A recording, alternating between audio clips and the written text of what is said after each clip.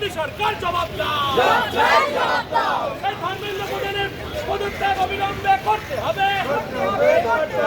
এই বিভাগীয় শিক্ষামন্ত্রী ধর্মেন্দ্র প্রধানের পদত্যাগ অবিলম্বে করতে হবে। এই নিকের বিচার দিতে হবে। এই বন্দে মাতরম, এই চট্টোপাধ্যায় জিন্দাবাদ। এই মুহূর্তে আমি রয়েছি কলেজ স্ট্রিটে, যেখানে ছাত্র পরিষদের নেতৃত্বে একটি মিছিল, একটি বিক্ষোভ কর্মসূচি অর্গানাইজ করা হয়েছে এবং আমি দুজন ছাত্রনেতাকে পেয়েছি। আমি তাদের সাথে একটু কথা বলবো।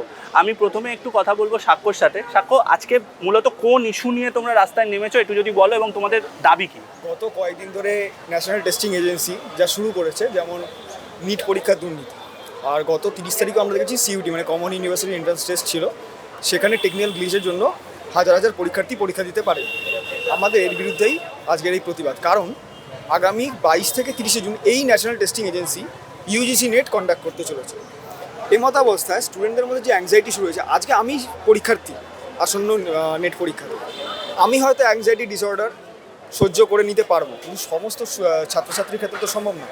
আজকে যাদের ভালো প্রিপারেশন আছে তারাও যদি এই অ্যাংজাইটিতে ভুগে খারাপ পরীক্ষা দেয়, পরীক্ষার শিকার হয়, তাহলে সে দায় কেন? আমার সাথে রয়েছে দীপ্তরাজ। দীপ্ত, আমি তোমাকে একটা প্রশ্ন করবো, যে কথাটা ও বলছিল, যে আমরা কিন্তু দেখছি যে এটা কোনো বিচ্ছিন্ন ঘটনা না যে নিটের পেপার ইয়ে হলো। আমরা বারবার দেখতে পাচ্ছি যে ক্রমাগত, আমরা যদি দেখি 19 সাল দেখি, তারপর পরপর আমরা যদি ধারাবাহিকভাবে দেখি এই জিনিস হয়েছে। কিভাবে দেখছো এটা? কি একটা মানে কালেকটিভ ফেলিয়ার বলবে শিক্ষা দপ্তরের? ডেফিনেটলি এটা একটা কালেকটিভ ফেলিয়ার। মানে 19, 24 এনে 26, 3 বছর পর পর বিজেপি সরকার আসার পর থেকে নিট পেপার লিক, আরও বিভিন্ন ধরনের, যেরকম রেলের পরীক্ষার পেপার লিক, তারপরে সিবিএসসি যে রিসেন্টলি যে ইনসিডেন্টটা হলো, ভুয়ো পেপার নিয়ে চলে আসছে কোথা থেকে, এটা তো একটা কমপ্লিটলি এডুকেশন ফেলিয়ার দেশের জন্য। আমার মনে হয় ধর্মেন্দ্র প্রধানকে ইমিডিয়েট বেসে রিজাইন করা উচিত, কিন্তু উনি তো প্রেসের সামনে, মিডিয়ার সামনে এসে বলছেন নাকি এই স্টেটে তো এই হয়েছে, ওই স্টেটে সেই হয়েছে, এর ঘাড়ে ওইটা ফেলছে, এর ঘাড়ে সেটা ফেলছে। আমি তো বুঝতে পারছি না এগুলো কী করে হচ্ছে। বিজেপি সরকার শুধু এডুকেশন ফেলিয়ার না, স্টুডেন্টদের জীবন নিয়ে টানাটানি করছে।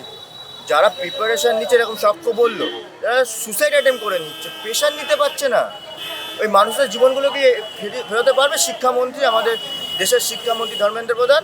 একদম না। টাকা দিয়ে কিনবে, সেটাও পারবে না। কী বলবে, এটা কমপ্লিটলি ফেলিয়ার। সাক্ষ্য, আমরা কিন্তু এটা দেখেছি যে যখনই কেউ পরীক্ষায় মানে কৃতি হয়েছে, বা আরও যদি আমরা দেখি ভারতের জন্য কেউ কোনো গৌরব মানে কোনো রকম কোনো কাজ করেছে, তাহলে আমরা দেখি প্রধানমন্ত্রী তাদের সঙ্গে ব্যক্তিগতভাবে কথা বলে। কিন্তু এই ধরনের একটা ক্রাইসিসে আমরা প্রধানমন্ত্রীর কোনো বক্তব্য পাচ্ছি না। তো কীভাবে দেখছো? মানে আমি বলছি, প্রধানমন্ত্রী যদি দায়িত্ব না নেয়, শিক্ষামন্ত্রী দায়িত্ব না নেয়, তাহলে কে নেবে? কোনো কিছু দায় নিয়েছে কোনোদিন? আজকে ইকোনমিক ক্রাইসিসে দায় নিচ্ছে? আজকে সরকার ক্ষমতায় আসার আগে, বিজেপি সরকার 2014 সালে ক্ষমতায় আসার আগে পেট্রোলের দাম যদি 10 টাকা বাড়তো, 50 টাকা 60 টাকা হতো, তাহলে সারা দেশ প্রতিবাদ মুখর হয়ে যেত। আজকে বিজেপির সাথে অ্যাসোসিয়েটেড যে সকল সেলিব্রিটি, তারা পর্যন্ত কোনোরকমভাবে প্রচার করতো কংগ্রেস গভর্নমেন্ট, ইউপিএ সরকারের বিরুদ্ধে। কিন্তু আজকে যখন ইকোনমিক ক্রাইসিসের জন্য $12 বিলিয়ন সমমূল্যে, $12 বিলিয়ন ইউএসডি সমমূল্যের গয়না দেশকে বিক্রি করতে হলো, তখন সেটা হয়ে গেল দেশের স্বার্থে। উনি কিছু ভালো হলে সেটার ক্রেডিট নেন, কিছু খারাপ করলে তার দায় উনি নেন। কোনোদিনই উনি কিছু করেন। উনি থালা বাজাতে শিখিয়েছেন দেশবাসীকে। উনি দেশবাসীকে থালা বাজানো শিখিয়ে ভারতবর্ষে করোনা ঢুকিয়ে ট্রাম্পকে এনে দেশটাকে শেষ করে দেন। আজকেও সেই একই রাস্তায় উনি। দীপ্ত, আমরা দেখেছি সিবিএসসি পেপার লিক নিয়ে একটি ছাত্র প্রশ্ন করেছিল বলে তাকে বলেছেন যে তিনি পাকিস্তানি। আমি বলছি যে এইভাবে যদি দেশের মানুষকে প্রশ্ন করা থেকে আটকে দেওয়া হয়, এটা তো একটা বড় ক্রাইসিস বলে আমার মনে হয়। ডেফিনেটলি এটা একটা ক্রাইসিস। কেন কি, যদি বিজেপি সরকার আগেনস্টে কেউ যদি কোনো কথা মন্তব্য করে, তারা টেররিস্ট, তারা দেশদ্রোহী, তারা পাকিস্তানি, তারা বাংলাদেশি, আরও বিভিন্ন জানি না কত দেশের লোক, বলা হয়েছে, কত দেশের কত লোক হিসাব বলা উচিত।